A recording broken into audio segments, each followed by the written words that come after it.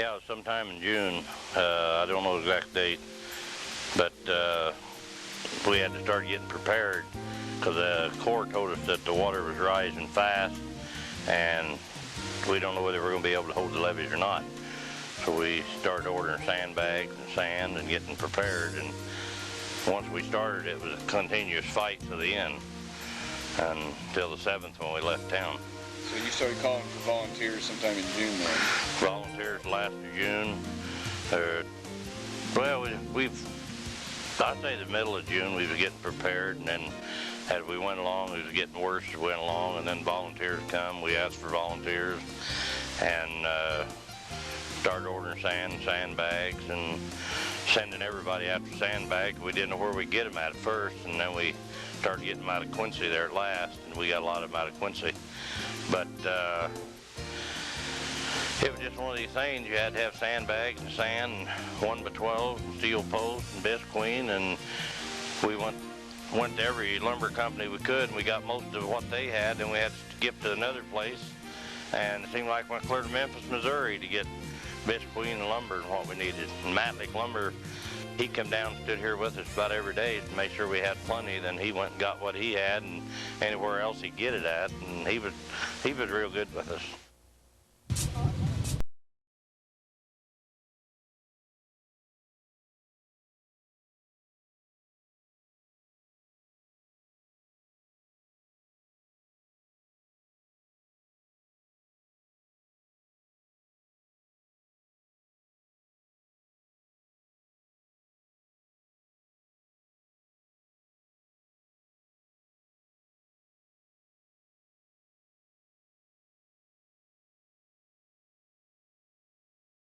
Bob Land's service station, when he found out, before we even found out we were going to have to close up and never close the town, get everything out, they was going out there getting ice and bread and everything from Bob Land. Then he brung all his stuff down, his bread and his rolls, and anything we needed, we just about go out there to get. He helped everybody. And midway up there, Bill Morgan is a great help to the city. Bill Morgan just gave me a check for $100 for the fire department because he ate in there, and he's always giving the town money. He's been a great supporter to us. And all your stores in Keokuk, your county markets, your Hy-Vee, all of them. I don't want to leave any of them out because every one of them was great. And if I left one out, I'm sorry for it, but I just can't think of everybody that donated because there's so much stuff coming in.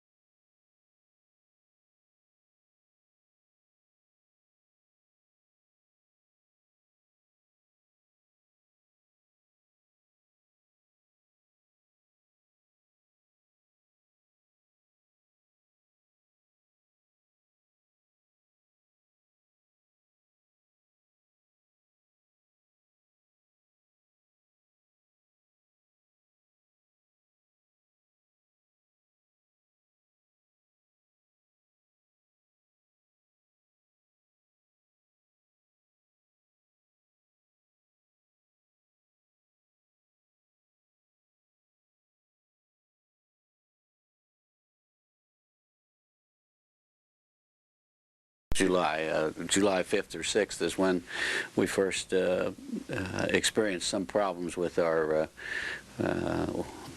water plant, with the possibility that the river might get in the plant, and if it did, it would have shorted out machinery and stuff that was necessary to operate the waterworks as it should be operated. Guard. The National Guard came in and worked along with volunteers, and we had a good turnout of volunteers for that project too. Sure, we had most of them were local because, as you recall, at about that same time you couldn't get over the bridge from Illinois to Keokuk, and you couldn't get from Missouri into Keokuk either without going up through St. Francisville. So most of the people that were down sandbagging around the waterworks were local people and the National Guard unit. The National Guard unit came from... They were from, the first one was from Centerville, and then later on we had 2 more detachments from the Muscatine area. So they came some distance to assist us. And I made a comment in a meeting that we had at senior high school with the business people that we had not had any homes in Keokuk that had suffered water damage from the flood. And of course immediately I had a lady hold up her hand and says, "I have water in my house." And then there was some more conversation went on, and after the meeting I asked her where her home was, and as it turns out it was on Valley Road and was outside the city limits, but technically she was right, and so was I. So, but we did not have much damage or any damage to dwellings. Then, of course, as you know, the flood progressed and the water came up over the railroad tracks, and it got the wastewater treatment plant, and it got the Hubbinger Company, and it got Ferrosil and steel castings, and put the railroads out of operation. And when it put the railroads out of operation, it of course affected Stone Container, who couldn't get material in or ship material out. It affected Carbide, Griffin Wheel, steel castings plant that was that's out on the western part of town. All of those were affected by the flood, even though they were on high ground. They couldn't operate. The figure I've heard was $60 million. In the neighborhood of 60 million of lost revenue. And of course there was lost time as far as employees were concerned. They just were laid off because there wasn't any work to do. The damage, the total dollar damage, you have an estimate of total dollar damage to our the infrastructure, the parks and the waterworks and the wastewater treatment plant and so forth. Yeah, our infrastructure damage probably be close to $1 million. We'll be reimbursed the wastewater plant and the emergency corps building. That was covered by insurance, and we'll be reimbursed from our insurance carrier on that. The rest of it will come from the Federal Highway Administration and FEMA. And the state of Iowa will pick up the other 10%. FEMA covers 90%, and the state will cover the other 10%. The water was all over. I took a boat ride through town about every third day. Mount Airy, Maryland, we come down. They had a Frederickstown Cablevision or television station come over and bring their camera, and we took all down through town. They took a video of the whole town, and Dave Riggs took me down through town. We took another video. Well, when this all started, I started getting phone calls from CNN, Chicago, Canadian Broadcasting Company, Channel 10, Channel 7, KOKX, Memphis. Jim Sears from Memphis was here about every other day and coverage a lot of it. Broadcasting companies from all over the United States, and some of them from Canada was here. I couldn't believe there were so many. I never knew there were so many. But they come in here and broadcast and took video of themselves of the flood, and I've got calls on them since then, want to know how it was doing. I'm getting pictures and stuff back from them. I'm getting videotapes from them. Alexandria, Kentucky, I went over there and showed them a video of Alexandria, the schoolhouse over there, and brought back a check of $2,000. The same ones I went to Alexandria, Egypt with.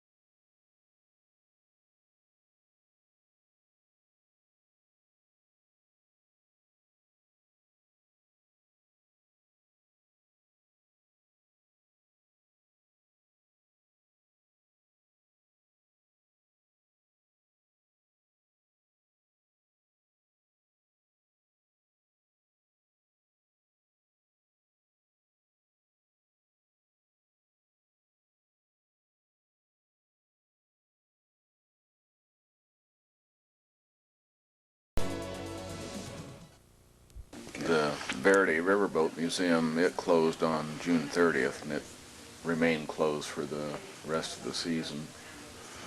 That's about the first date then, in the June 3rd is when... 30th. 30th, when it really started coming in. Yeah. After the Quincy Bridge closed, our traffic more than doubled on Main Street. It's usually 15 to 16,000 vehicles per day, and it shot up to about 30,000 vehicles per day. So I assume some of our merchants reaped some benefits from them. Yeah, I think they recovered substantially after the river bridge between Hamilton and here opened, because we were the only bridge for miles and miles and miles that people could cross. Did you say that? The only bridge open at the particular time that we're talking about from St. Louis to Burlington, Iowa, and Burlington, Iowa's bridge was restricted to 5 miles an hour, and I think an 8-ton load limit was, the only bridge that was open was the one here at Keokuk. And it wasn't that the bridge was out of order here, it was the approach to the bridge on the Illinois side was covered with water, and they had some reservations about raising the elevation of the approach because it might back water up into their waterworks. So we had some problems getting that raised, but finally, through the efforts of a lot of people, both in Keokuk and Illinois, we got the Illinois Department of Transportation to raise the elevation of that approach. And from then on, traffic came through here. It looked like trains going. The cars were so close together. So it really got things back to normal in Keokuk as far as employees that work here and employees that work over in Illinois, and what the merchants do or did during that period of time. I don't remember what date it was, probably the latter part of June. The wastewater plant was completely bypassed and all effluent went directly to the river. It's completely back in operation now. They started cleanup effort down there the first part of August. We had depths of silt ranging anywhere from 2 or 3 inches to 24 inches. I think probably down at the boat ramps, approximately 4 foot of silt over those. And those boat ramps are now open too. We got inloader in there to move the silt away, and so there are 2 ramps down there that currently are open. The wastewater treatment plant, when it began to look serious, all of the motors in it were yanked out. All of the equipment was pulled out. The basement was flooded to keep equalize the pressure from collapsing the walls, and as Bill said, everything then went directly into the river. It's back fully in operation at the present time.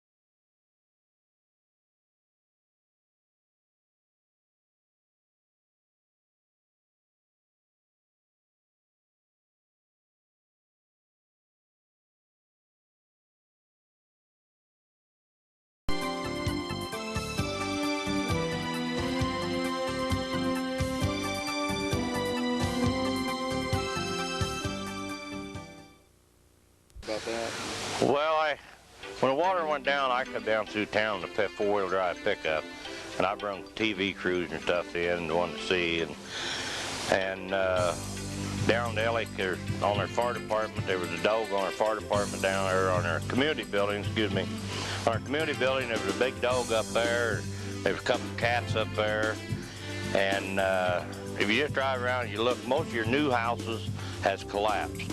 Your old houses that you thought would float away is still intact. We had 62 house trailers in town, and most of them destroyed. A lot of the people is already got their houses cleaned out, ready to rebuild. But somebody's shed sitting 2 blocks away. We got one house, Barnes' house sitting in the middle of the street. We've got some of the porches sitting maybe 3 to 4 blocks away. Some of the sheds, you don't even know where they're at. Gas tanks lined up all along the levees. There's lumber from all the yards, picnic tables scattered all over town. And your houses, some of them's twisted, some of them's 3 inches off the foundation. Danny Caldwell just remodeled his, and he's got to move it 3 inches to get it back on foundation. My house, it's just like it was, ready to fall down before the flood. And I'm going to remodel and rebuild and tear down some of it. But I sit around and look at some of these places that I thought would never hold up, and they're holding up. But your new houses, newer houses, is the one that's got the most damage. Your older houses could be remodeled, and that's bad because the houses here in town, there's a lot of senior citizens here, and we've got a lot of senior citizens that I hope they can come back even if they have to put a trailer in. But there's stuff scattered all over town. It's all over the levees. The railroad tracks washed out. There's going to be a lot of work getting back in here, but we can do it.